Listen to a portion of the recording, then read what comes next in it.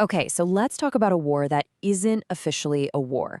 It's a conflict being fought completely in the shadows with no formal declaration, no clear battlefield, and it's happening right now. So where do we start? Well, picture this. Deep underground in Tehran, a centrifuge is spinning. It's enriching uranium. And for Iran, that's a huge symbol of national pride. But for the rest of the world, it's a massive red flag. Meanwhile, hundreds of miles away in Tel Aviv, a totally different kind of weapon is being deployed. We're talking about a cyber unit launching code, basically fighting a war with bits and bytes instead of bombs. Their goal? To disrupt, to delay. And then you've got Washington. Here, the weapon isn't a centrifuge or a computer virus. It's a pen. A single signature on a document can tighten an economic vice around an entire country. It's literally waging war on an economy, all to try and force a change in behavior. Look, explosions are happening. Scientists are being assassinated. Tankers are burning in the Gulf. This isn't some far-off what-if scenario. It's happening right now. So the question we need to ask isn't, will there be a war? No, the real question is, why has Iran become this permanent, simmering battlefield in global strategy? All right, to really get this, we have to look past the day-to-day headlines. We need to dig deeper. There are basically 5 key reasons, 5 structural pillars that explain why Iran is always at the center of this stuff. And here's the thing. It has very little to do with emotions or personalities. This is about deep strategic realities. Okay, key number 1, it's all about geography. I mean, it literally comes down to where Iran sits on the map. And believe me, that location is everything. So Iran is basically sitting right at the throat of the global economy. See, it borders the Strait of Hormuz, which is like a giant pressure valve for the world's energy. Almost 20% of the world's oil flows through that narrow little waterway.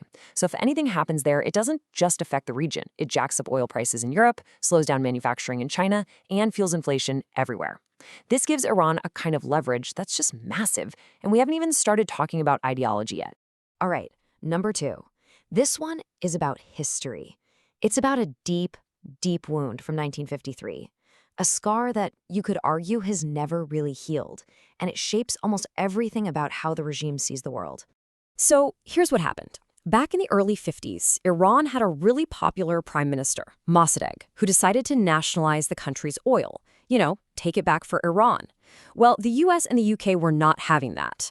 So the CIA and MI6 basically orchestrated a coup and kicked him out. They installed a Shah, who ran an oppressive, US-backed dictatorship for the next quarter century. For Iran, this was a foundational trauma. It created this deep-seated belief, one that still drives Tehran today, that the West will always step in to crush its independence. And honestly, it set the stage perfectly for the fiery anti-American revolution in 1979. And look, this isn't just some Iranian conspiracy theory. It's a fact. Decades later, in the year 2000, the U.S. Secretary of State, Madeleine Albright, actually came out and admitted it. She acknowledged America's role, and she called the coup a major setback for Iran's political development. She knew it was something that poisoned the relationship even then. Okay, on to our third key. And this is where things shift. This is where the conflict stops being just about strategy and becomes deeply, deeply ideological. You see, the 1979 revolution wasn't just about swapping one leader for another. It was a total reinvention of what Iran even was. The new Islamic Republic built its entire identity on a set of revolutionary principles. It defined itself by what it was against. It was anti-monarchy, anti-imperialist, anti-American, and anti-Israel. The goal wasn't just, hey, leave us alone. No, the goal was to export this revolution and reshape the entire Middle East. And that ideological shift, it leads us straight to our fourth key, which is the really central and I think often misunderstood rivalry between Iran and Israel. It's kind of wild when you think about it. Before 1979, Israel and Iran were actually quiet allies. They didn't share a border, they were both non-Arab powers in the region, they had common interests. But after the revolution, everything flipped. The new regime in Tehran made this intense anti-Israel ideology a core part of its identity. It turned a former partner into what it saw as an existential foe. So from Israel's point of view, this isn't just talk. They see a state that is actively trying to undermine them by funding militias like Hezbollah right on their border. And this perception has led to a core Israeli strategy, preemption. It's a nonstop shadow war. We're talking about cyberattacks like Stuxnet, assassinations of nuclear scientists, airstrikes in Syria. It's all designed to wear down Iran's capabilities before they can become a direct, full-blown threat. And that brings us to the fifth and final key. And honestly, this is the one that raises the stakes higher than anything else we've talked about. It's the nuclear question. So here you have two stories that just can't both be true at the same time. Iran says, hey, our program is for peaceful, civilian energy. It's a matter of national pride. But the US and Israel look at that and see something called nuclear latency. So what's that?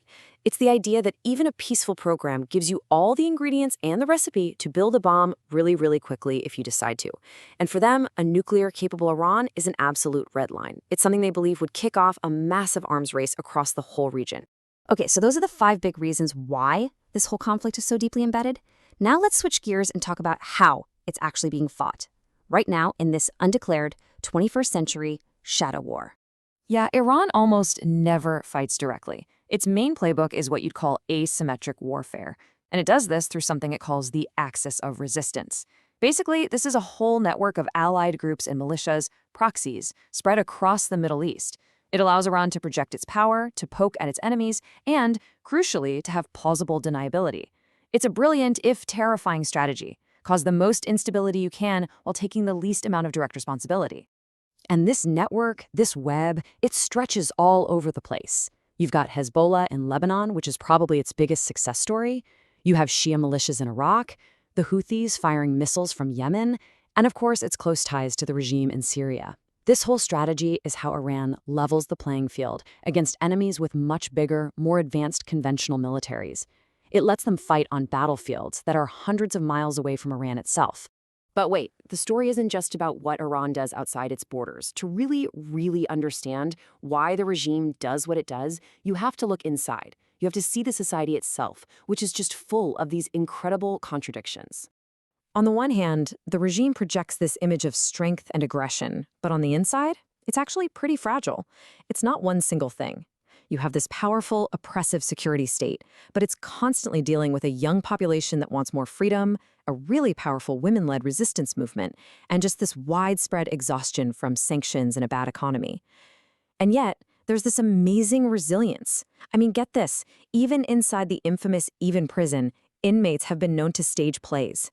That's such a powerful symbol of a culture that just refuses to be stamped out.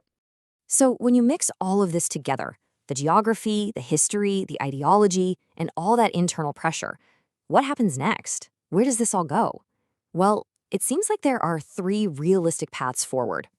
Scenario number 1, and probably the most likely, is just more of the same, a managed Cold War. The shadowboxing continues, but everyone tries really hard to avoid a full-scale direct war because they know how disastrous that would be. And, this kind of shows you what the long-term U.S. strategy is. It's not really about regime collapse. I mean, they learned their lesson from the chaos in Iraq. It's about containment, a constant cycle of sanctions, deterrence, and maybe some negotiation. Okay, scenario 2 is a regional war trigger. An accidental escalation, maybe something between Israel and Hezbollah, that just spirals out of control and pulls everybody else in. And the third scenario, which might be the most hopeful, is a slow transformation from the inside out, driven by all those internal pressures we were just talking about. So, after all that, it really comes down to one big question. We've seen how this conflict is baked into the very structure of the region. It's about geography, history, and raw strategic calculation. But does that mean it has to be permanent? Is this just the way things are, or is it possible that this 70-year cycle of distrust and conflict could finally be broken? Honestly, the answer to that question is probably going to define the future of the entire Middle East.